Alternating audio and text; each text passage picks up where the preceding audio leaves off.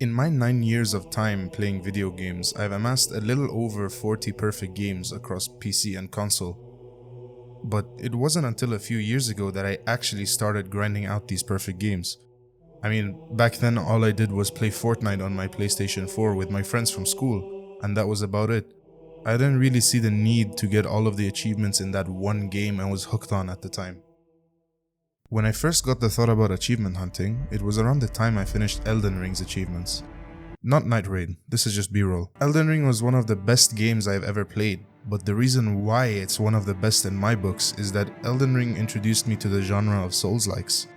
I'd known the genre existed beforehand, but I never tried any of the games because I always thought it would not be my cup of tea. But after playing Elden Ring, I enjoyed it so much that I decided to play Sekiro and Dark Souls 3 right after that, getting all the achievements for those games as well. This turned into a snowball effect of me trying to grind out as many perfect games as I could. I even found out that there were communities revolving around completionism, which made me even more excited to finish more of my games. At some point, however, I started to notice a lack of motivation to play games as a whole, which ultimately had me stop playing games for quite a few months. I'd lost the urge to play games, even if it was just to have fun. It's not like it was boring to play those games, it just felt very stale. During this burnout, my go-to thought would be that if I get all of the achievements, I'm getting the most value out of the game that I bought, even though I wasn't having much fun with it, if any even. But this didn't really help because it had my brain wired like a machine when it came to gaming. I'd optimized my efficiency in playing games, but in the process, I sacrificed the entire reason of why I play games in the first place. During these few months of just existing, I started to research the psychology behind it, the why of achievement hunting. And a lot of what I found actually made sense to me. It actually related quite well to me and the situation that I'd put myself in. Alongside the reasons as to why a person would aim to perfect their games, there are also specific consequences that can result in someone burning out. I'm gonna start out with the why, as I think that's what starts this so-called snowball effect in the first place. Then I will get to the consequence right after. There are many points to speak on, but first I want to go back to the saying I had to cope with the burnout. If I get all of the achievements, I get the most value out of my purchase.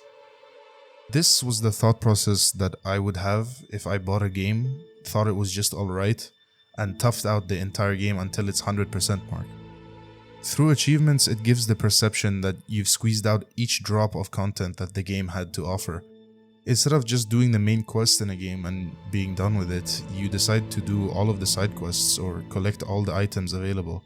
And in the end, one can perceive it as money well spent. But this isn't easily applicable to everybody. Others may just drop the game entirely purely because it did not meet their standards. Despite there being a refund option on Steam, there's always the criteria of it being played for less than 2 hours and being owned for less than 2 weeks. So if you're even a minute over those 2 hours, your money is gone. Not to mention that this is only a Steam feature, meaning that people on other platforms are just stuck with their game and that's it. And looking at games, especially nowadays, they aren't really cheap. Most big games are usually $70 or higher. But regardless of price, if you buy a game and end up not enjoying it as much as you thought, and you can't refund it, there's not much else that can be done in that situation. I think that the community can be a great motivator for achievement hunting. No matter what platform you see it on, whether it be Steam groups, Reddit, or even YouTube, the achievement hunting community is fairly vast. There's even global achievement percentages to show how many people have that one absurdly difficult achievement to get. Every now and then, I see a post on the r/Achievement Hunters subreddit or the 100% Achievement group on Steam about people completing a game or even multiple games. Being a part of a community can really boost motivation and continuing on in the achievement hunting space. In fact, one of the reasons to start achievement hunting was when I started getting a lot of content on YouTube with people reaching over 100 perfect games. Overall, it's a great place for you to get acquainted with other people to share your interests. Just make sure that you hunt achievements for yourself rather than placing social pressure on yourself. It can be very easy to compare yourself to other people that are miles ahead of you, but it's best if you just keep at it at your own pace where it's comfortable for you. The final point I want to talk about is closure. It's a big part of other hobbies as well, like TV shows and whatever else comes to mind. There's actually a phenomenon called the Zeigarnik effect, I really hope I'm saying that right, which ties into closure. It states that people tend to remember incomplete or interrupted tasks better than those which they've completed.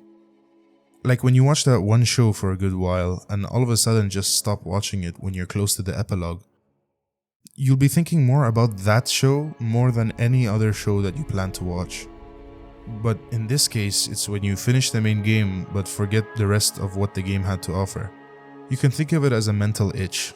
Wanting to get the rest of the achievements just to fill up that bar to full is essentially seeking closure in the game that you've just played.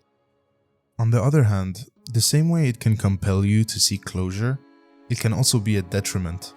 Although you may not have liked the game, achievement hunters can often persuade themselves that they need to complete all achievements. This compulsion can ruin the entire concept of gaming for the hunter. Instead of wanting to do it, you feel like you need to do it, which ultimately becomes harmful to the person in question. The real question is, why am I even saying all of this?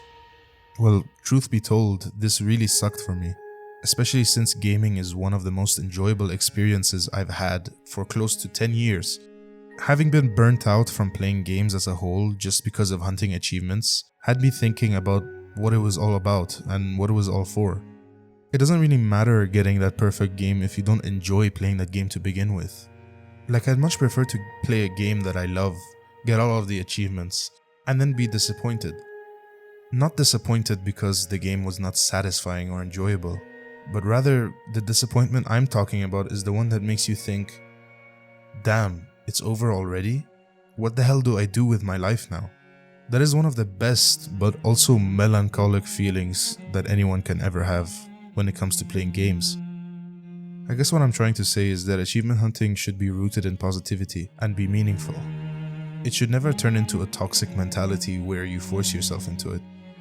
Although hunting achievements can give you a bigger purpose to playing the game, it should not overwhelm you and make you exhausted of gaming as a whole. Just make sure that when you hunt achievements, it's not sucking the fun out of everything. Because at the end of the day, all you're trying to do is have fun while you're playing games, not the other way around. Thank you for watching this video. If you enjoyed what you saw, it would be much appreciated if you liked the video and subscribed.